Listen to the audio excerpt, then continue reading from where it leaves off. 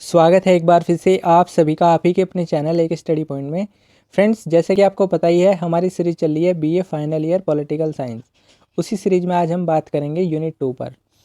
पहले मैं आपको बता देता हूँ, पेपर का जो नाम है वो है इंडियन पॉलिटिकल थॉट, मीन्स भारतीय राजनीतिक चिंतन। अगर आप भी बीए फाइनल ईयर के स्टूडेंट्स हैं, आपके पास में पॉलिटिकल साइंस है, तो ये वीडियो आपके लिए बहुत ही ज़्यादा इंपॉर्टेंट हो जाता है। यूनिट 2 में हमें पढ़ना है द इंडियन रेजिडेंस, मीन्स भारतीय पुनर्जागरण, जिसमें हम पढ़ेंगे राजा राम मोहन राय को, गोपाल कृष्ण गोखले को और महादेव गोविंद रनड़े को। तो ये सब हमें यूनिट 2 में पढ़ना है।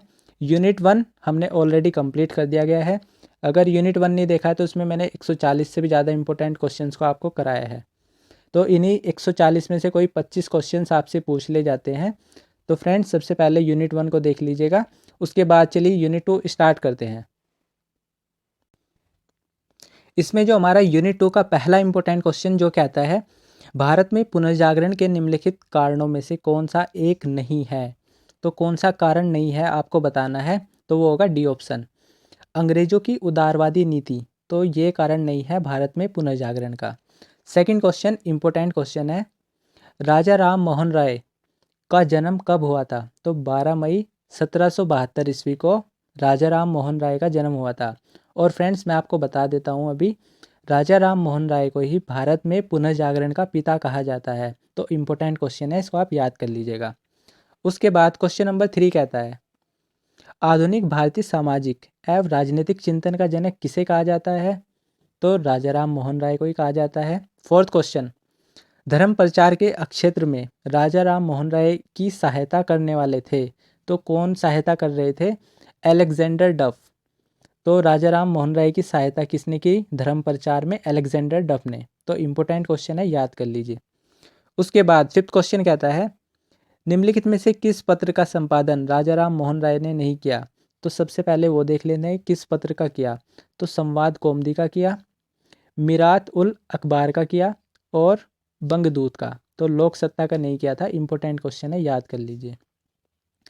सिक्स्थ क्वेश्चन इसमें वेरी इंपॉर्टेंट है, ब्रह्म समाज की स्थापना कब हुई थी। तो 1828 ईस्वी को हुई थी किसकी, ब्रह्म समाज की स्थापना। और मैं आपको बता दूं किसके द्वारा की गई थी, राजा राम मोहन राय के द्वारा ब्रह्म समाज की स्थापना की गई थी। नेक्स्ट, ब्रह्म समाज का संस्थापक कौन था, वही राजा राम मोहन राय। 8 क्वेश्चन, किसकी मांग पर विलियम बेंटिक ने सती प्रथा पर रोक लगाई थी। तो फ्रेंड्स, यहाँ से आपको 2 क्वेश्चन बन सकते हैं। सबसे पहले कि सती प्रथा पर रोक किसने लगाई थी, तो विलियम बेंटिक ने लगाई थी। और किसकी मांग पर, राजा राम मोहन राय की मांग पर। तो फ्रेंड्स, इंपॉर्टेंट क्वेश्चन है, इस तरीके से आप याद कर लीजिए। 9 क्वेश्चन इसमें कहता है, ब्रह्म समाज की स्थापना का उद्देश्य किसके विरुद्ध था। तो जो ब्रह्म समाज स्थापित किया गया था, तो किसके विरुद्ध था, जाति प्रथा एवं मूर्ति पूजा के विरुद्ध। उसके बाद क्वेश्चन नंबर 10 इसमें कहता है, राय ने ब्रह्मसूत्र का बंगाल में अनुवाद प्रकाशित किया। तो 1815 ईस्वी में किया था।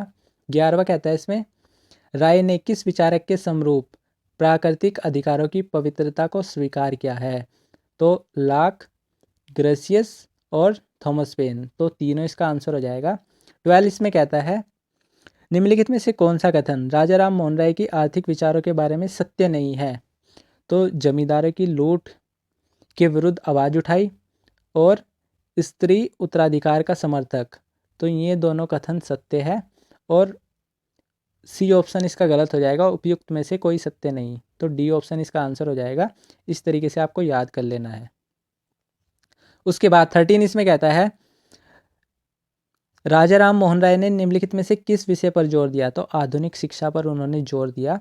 14 कहता है, राय का कथन था कि कानून सत्ता के द्वारा ही निर्मित होना चाहिए। तो किसके द्वारा होना चाहिए, एक संप्रभु के द्वारा। नेक्स्ट है इसमें, राजा राम मोहन राय ने अपने पत्र संवाद कौमुदी का प्रकाशन किस भाषा में किया। तो वेरी इंपॉर्टेंट क्वेश्चन है फ्रेंड, बंगला भाषा में किया था इन्होंने। 16 इसमें कहता है, आत्मीय सभा की स्थापना की गई। तो राजा राम मोहन राय द्वारा। फ्रेंड्स, जितने भी राजा राम मोहन राय की जितने भी, चाहे आप पत्र को ले लीजिए या फिर स्थापना जैसे ब्रह्म समाज की, ऐसे क्वेश्चन वेरी इंपॉर्टेंट है, कंपटीशन में भी पूछे जाते हैं और हर साल फाइनल ईयर में तो पूछे जाते हैं। 17 इसमें कहता है, निम्नलिखित में से कौन सा राजा राम मोहन राय के आर्थिक विचारों का प्रतिनिधित्व करता है? तो ब्रिटिश नागरिकों को भारत में बसाया जाना चाहिए और जमींदार किसानों एवं मजदूरों के शोषक हो। तो ए और बी दोनों सत्य कथन है, इसको आप याद कर लीजिए। 18 इसमें कहता है राजा राम मोहन राय ने सामाजिक विचार निम्नलिखित में से किस कथन से मेल खाते हैं? तो मूर्ति पूजा का विरोध, सती प्रथा का अंत, बाल विवाह का समर्थन। तो सी ऑप्शन तो गलत हो जाएगा, ए और बी दोनों सही हो जाएंगे।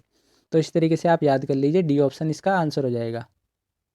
क्वेश्चन नंबर 19 कहता है राजा राम मोहन राय भारत में नवचेतना के प्रवर्तक तथा दूत थे। यह कथन किसका है? तो सुभाष चंद्र बोस का यह कथन है।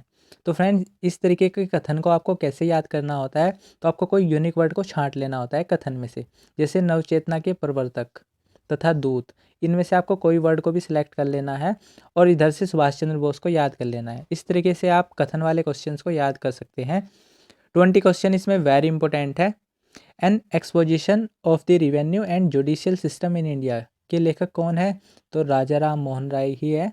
इसको आप याद कर लीजिए, इंपॉर्टेंट क्वेश्चन है। 21 कहता है निम्नलिखित में से कौन सा राजा राम मोहन राय के विचारों के विषय में सत्य नहीं है?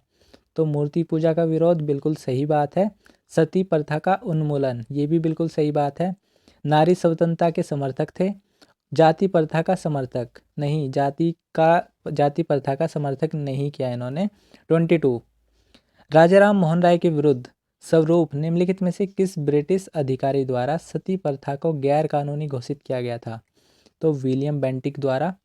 नेक्स्ट है 23 राम मोहन राय द्वारा रचित तुहफत उल मुआहिन तुआफत उल मुआहिदीन संबंधित है। तो एकेश्वरवाद से है, थोड़ा अटपटा सही नाम है फ्रेंड्स, इसको आप याद कर लीजिएगा। नेक्स्ट है 24 संवाद कौमुदी का प्रारंभ किया गया था। तो संवाद कौमुदी अभी आप पढ़ गए हैं, राजा राम मोहन राय द्वारा। 25 इसमें कहता है निम्नलिखित में से किसने द्वारकानाथ टैगोर के साथ प्रेम की स्वतंत्रता की मांग की थी? तो प्रेस की स्वतंत्रता की बात की गई है यहाँ पर। तो किसने की थी? राजा राम मोहन राय ने प्रेस की स्वतंत्रता की मांग की थी। किसके साथ मिलकर? द्वारकानाथ टैगोर के साथ में। नेक्स्ट है इसमें 26 सती प्रथा के खिलाफ कानून किस वर्ष पारित किया गया? तो 1829 में सती प्रथा के खिलाफ जो कानून है वो पारित किया गया था। 27 अब हम बात करेंगे गोखले साहब के बारे में। अभी तक हमने 26 क्वेश्चन किसके बारे में बात की? राजा राम मोहन राय के द्वारा।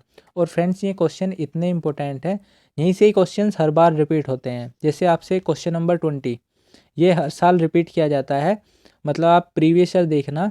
तो फ्रेंड्स, इस तरीके से आप क्वेश्चन नंबर 26 को एक बार खुद से भी पढ़ना, सारे क्वेश्चन आपको याद हो जाएंगे। 27 इसमें कहता है गोखले विश्वास रखते थे तो धार्मिक सहिष्णुता पर, मानव अधिकारों में, मानव स्वतंत्रता में। तो भैया तीनों में विश्वास रखते थे, डी ऑप्शन इसका आंसर हो जाएगा। 28 इसमें कहता है गोपाल कृष्ण गोखले के राजनीतिक गुरु थे।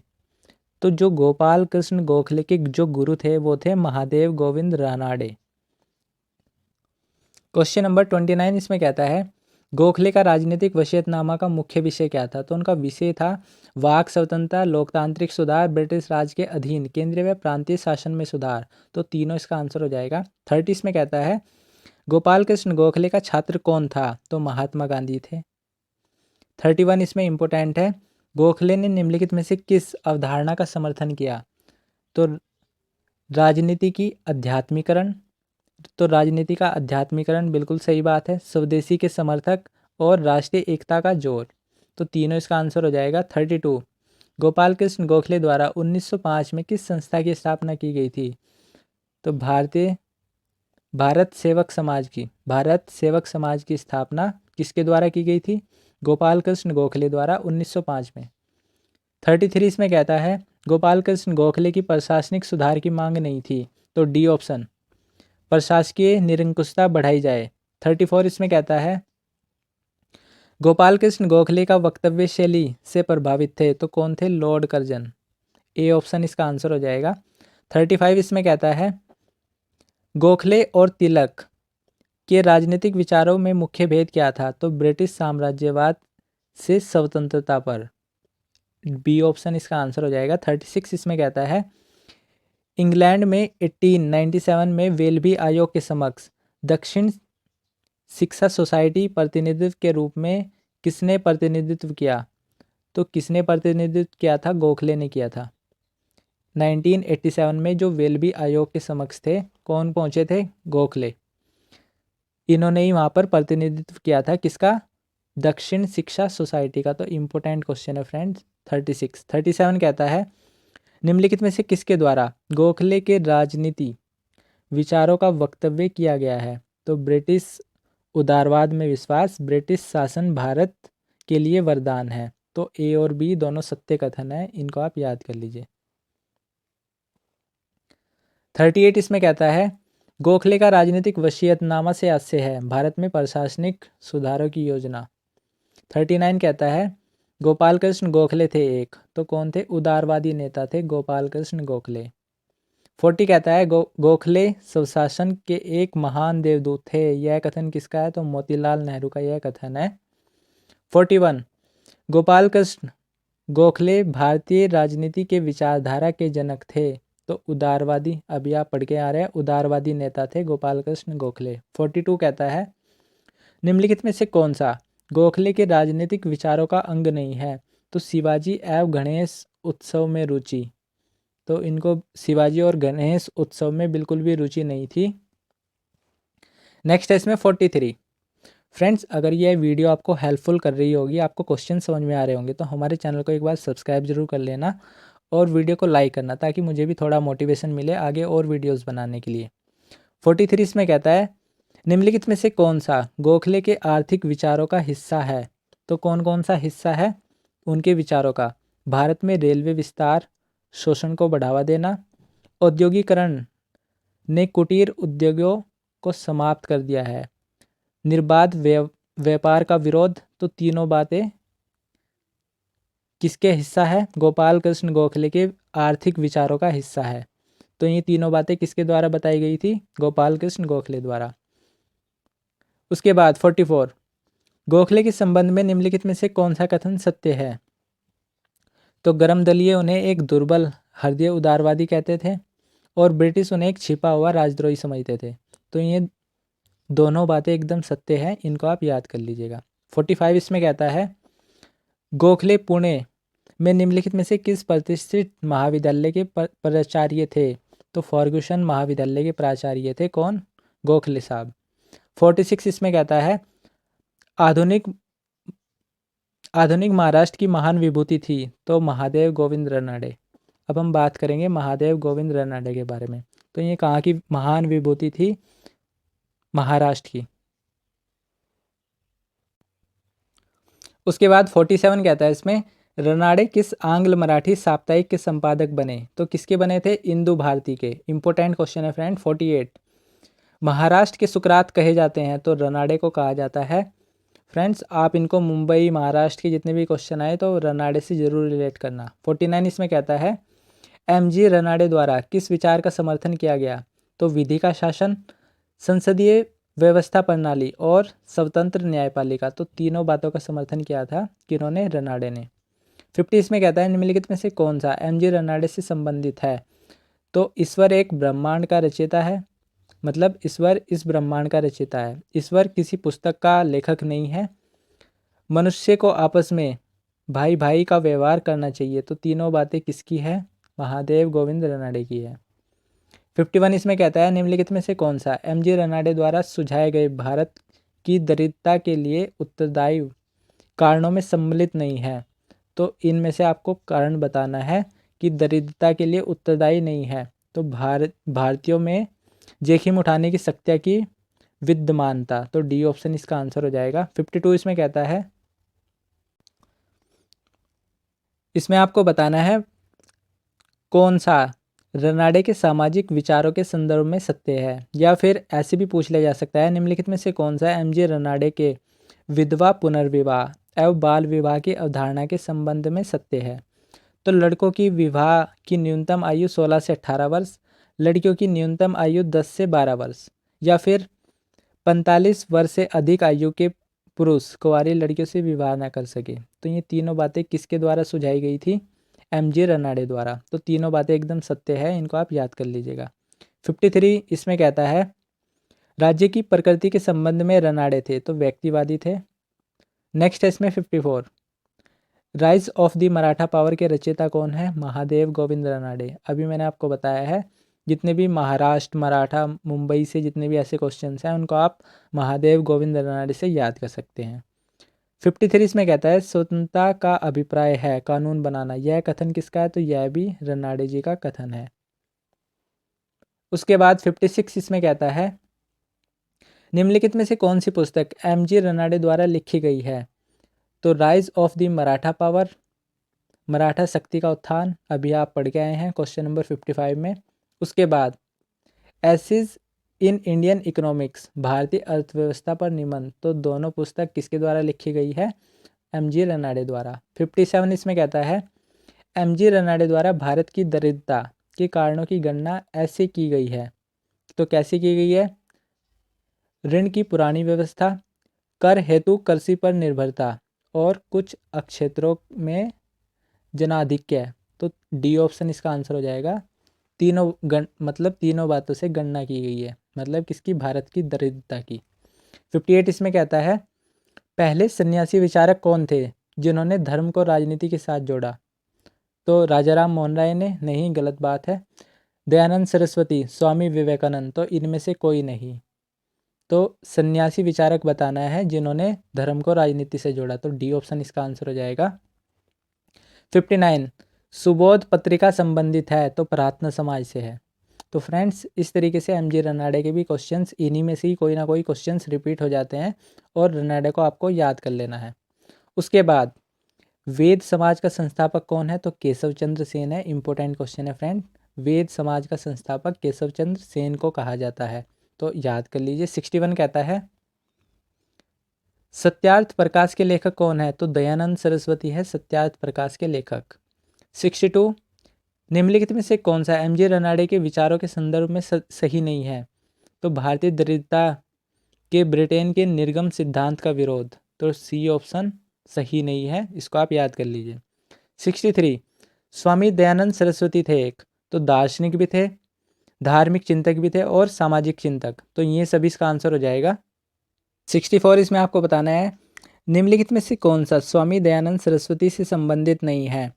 तो व्यक्ति और समाज एक दूसरे के पूरक है, जाति प्रथा और अस्पृश्यता का विरोध, मूर्ति पूजा का विरोध, तो तीनों बातें तो संबंधित है। वर्णाश्रम व्यवस्था का विरोध, तो यह विरोध उन्होंने नहीं किया था, वर्णाश्रम व्यवस्था का विरोध, तो डी ऑप्शन इसका आंसर हो जाएगा। 65 इसमें कहता है निम्नलिखित में से कौन सा एमजी रनाडे के धार्मिक विचारों के विषय में सत्य नहीं है? तो इस ब्रह्मांड का रचयिता ईश्वर है, ईश्वर की आराधना सुख का स्रोत है, सभी मनुष्य ईश्वर की संतान है, तो तीनों बातें ईश्वर के बारे में किसने बोली थी? गोविंद रनाडे ने बोली थी।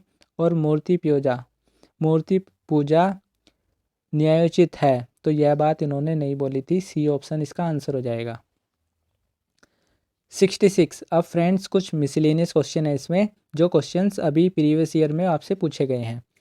कहता है निम्नलिखित में से कौन सा भारतीय नेता वेलबी आयोग में गवाही देने हेतु 1897 में इंग्लैंड गया था? तो ये क्वेश्चन रिपीट भी अगर आपने पढ़ा होगा तो गोपाल कृष्ण गोखले, डी ऑप्शन इसका आंसर हो जाएगा। 67 एमजी रनाडे ने जिन पुरातन परंपराओं के विरुद्ध अपनी आवाज़ उठाई वे थी, तो कौन सी परंपराएं थी? जाति प्रथा, बाल विवाह, मूर्ति पूजा, तो तीनों इसका आंसर हो जाएगा। 68 कहता है इसमें महादेव गोविंद रनाडे पेशे से थे, तो कौन थे? न्यायाधीश थे। कहता है भारत के विकास के लिए एमजी रनाडे ने निम्नलिखित में से किसका समर्थन किया? तो औद्योगिकरण का समर्थन किया उन्होंने। 70 कहता है निम्नलिखित में से कौन सा एमजी रनाडे के विषय में सत्य है? तो मुंबई हाई कोर्ट में न्यायाधीश थे वो। नेक्स्ट है 71 निम्नलिखित में से कौन सा एमजी रनाडे के संबंध में सत्य है? तो धैर्य, शांति एवं अध्ययन के साथ कार्य करना, अशांति एवं विद्रोह का विरोध, तो दोनों बातें एकदम सही है किसके? एमजी रनाडे के संबंध में। 72 इसमें कहता है निम्नलिखित में से कौन सा एमजी रनाडे के सामाजिक दर्शन का अभिव्यक्ति है? तो सामाजिक सुधार राजनीतिक उन्नति की पूर्व शर्त है, मनुष्य की असमानता नेक्स्ट है इसमें नारी शिक्षा के समर्थक, तो तीनों बातें एकदम सही है। किसके द्वारा? एम.जी. रनाडे के सामाजिक दर्शन के अभिव्यक्ति द्वारा। 73 इसमें कहता है एनी बेसेंट निम्नलिखित में से किस संस्था से संबंधित रही है? तो थियोसॉफिकल सोसाइटी से संबंधित रही है एनी बेसेंट। 74 इसमें हमारा लास्ट क्वेश्चन है रहनुमाई माज दयाशन सभा की स्थापना की गई थी, तो किस किस के द्वारा की गई थी? पहला इसमें नेरोजी फरदौन जी द्वारा, नेक्स्ट है दादा भाई नेरोजी द्वारा, तीसरा है इसमें एस बंगाली द्वारा। तो इन तीनों का सहयोग के से ही रहनुमाई माज दयाशन सभा की संस्थापना की गई थी। तो फ्रेंड्स, इस तरीके से यूनिट 2 का सिलेबस भी कंप्लीट हो जाता है। इसके बाद हम बात करेंगे नेक्स्ट वीडियो में यूनिट 3 पर। इतना आप एक काम करना, यूनिट 2 को जो आपने पढ़ लिया है इसको एक बार खुद से भी पढ़ना, और वीडियो को एक दो बार आप खुद से भी देख लेंगे तो आपको अच्छे से ही सारे क्वेश्चंस याद हो जाएंगे। मैंने अच्छे से एक्सप्लेन किया है, तो एक लाइक ज़रूर करना। अगर आपको वीडियो में कोई भी दिक्कत है तो कमेंट बॉक्स में ज़रूर मेंशन करना, मैं उसको सुधार करने की पूरी कोशिश करूँगा। तो मिलते हैं नेक्स्ट पार्ट में, 3rd में। तो चलिए, तब तक के लिए पढ़ते रहिएगा। बाय।